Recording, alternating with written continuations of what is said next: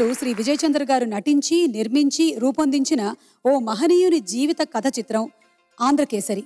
ఈ చిత్రం ఆర్థికంగా నష్టపోయినా హార్దికంగా అందరికీ గుర్తుండిపోవడానికి కారణం ఇప్పటికీ ప్రజా హృదయాల్లో ప్రతిధ్వనిస్తున్న ఒకే ఒక గీతం. ఆ గీతంలో ఆరుద్ర గారి సాహిత్యం వేదంలా ఘోషించింది. సత్యం గారి సంగీతం ఆ వేదానికి నాదమైంది. బాలుగారి గళ గాంభీర్యం ఆ సాహితీ సంగీతాలకు ప్రాణమైంది. గోదావరి సాక్షిగా ఇప్పటికీ ఈ పాట చిరంజీవే. ఈ పాట గురించి ఒక్క వాక్యంలో చెప్పాలి అంటే, గోదావరిలో పవిత్రం పుష్కరం, ఈ పాటలో మాధుర్యం పుష్కలం.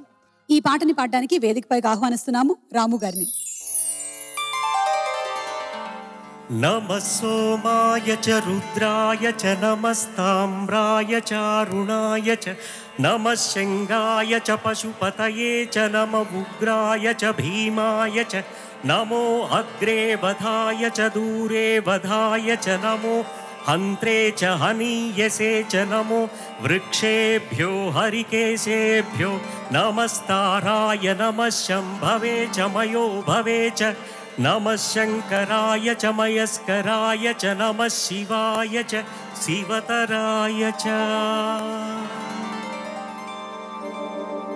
వేదంలా ఘోషించే గోదావరి అమరధామల్లా శోభిల్లే రాజమహేంద్రి. వేదంలా ఘోషించే గోదావరి అమరధామల్లా శోభిల్లే రాజమహేంద్రి. శతాబ్దాల చరిత గల సుందర నగరం, శతాబ్దాల చరిత గల సుందర నగరం, గత వైభవ దీప్తులతో కమ్మని కావ్యం. వేదంలా ఘోషించే గోదావరి అమరధామల్లా శోభిల్లే రాజమహేంద్రి.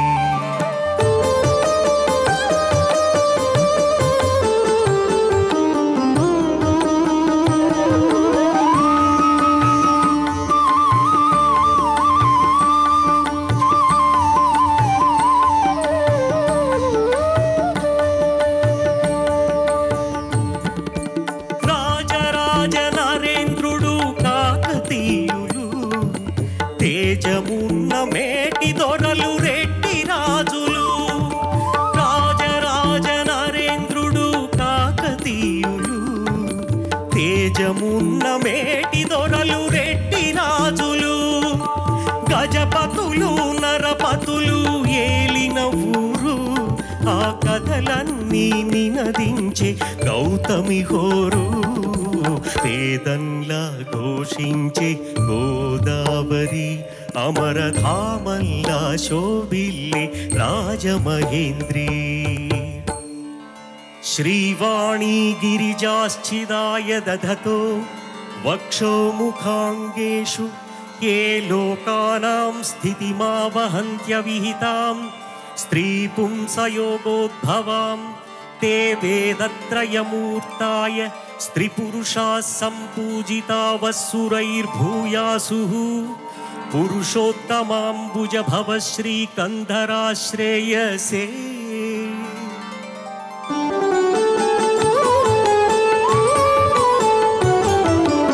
ఆది కవిత నన్నయ్య వ్రాసెనిచ్చట, శ్రీనాథ కవి నివాసము పెద్ద ముచ్చట.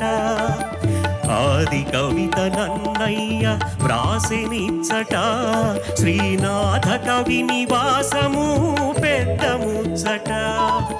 కవి సార్వభౌములకిది ఆలవాలము, కవి సార్వభౌములకిది ఆలవాలము. నవ కవితలు వికసించే నందనవనము. వేదంలా ఘోషించే గోదావరి అమరధామల్లా శోభిల్లే రాజమహేంద్రి.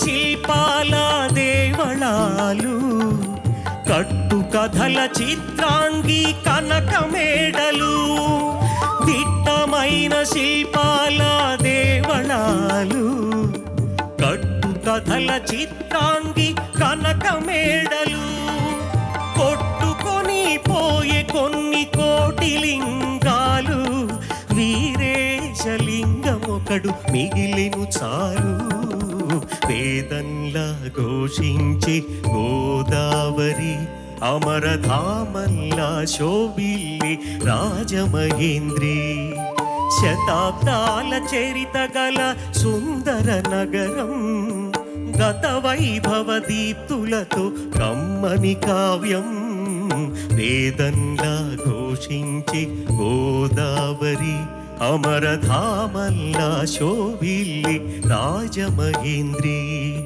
వేదంలా ఘోషించి గోదావరి అమరధామల్లా శోభిల్లి రాజమహేంద్రి.